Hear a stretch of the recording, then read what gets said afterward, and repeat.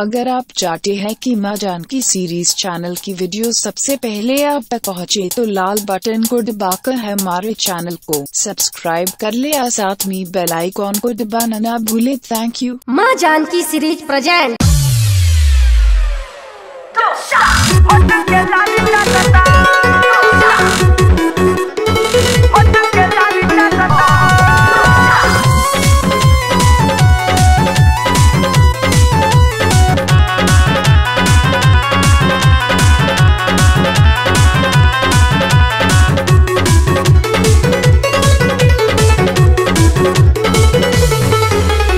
सैया हो देवरा हट के लाली चटता, सैया हो देवरा हट के लाली चटता।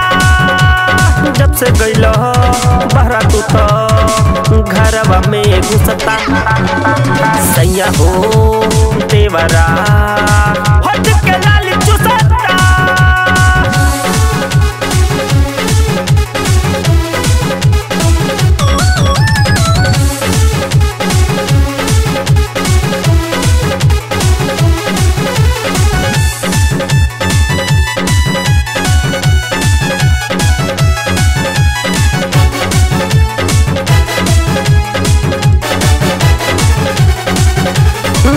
जब कोइल चाहे देखी के अकेला में धके अखबारी हमके डललस झमेला में,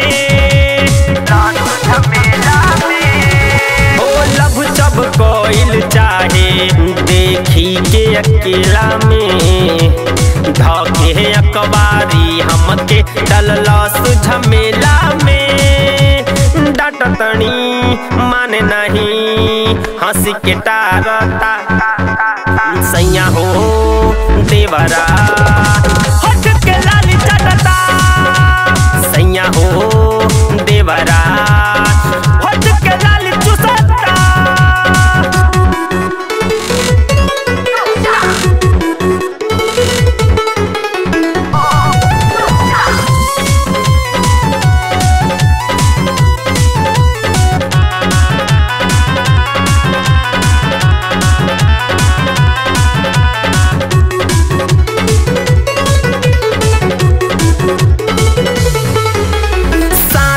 थाती भौर देही कुल कई दिही माटी हो, बस में ना बाटे है देवरवा भइल या बाटी हो,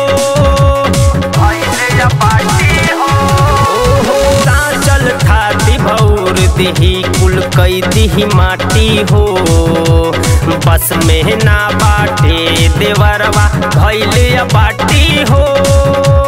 मेकअप हमार निहार तड़े टुकुर टुकुर देखता, सैया हो देवरा हट के लाली चटता, सैया हो देवरा हट के लाली चुसता।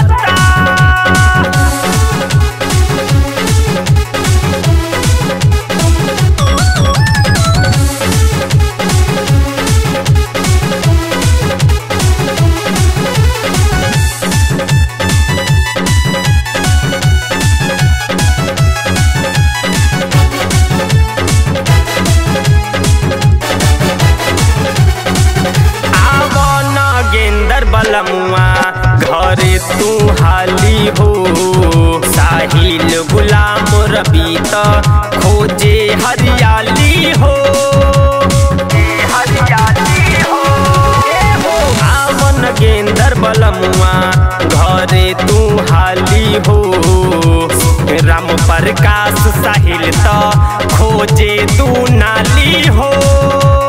गते गते सटतणे कैल हऊ चाहता, सैया हो देवरा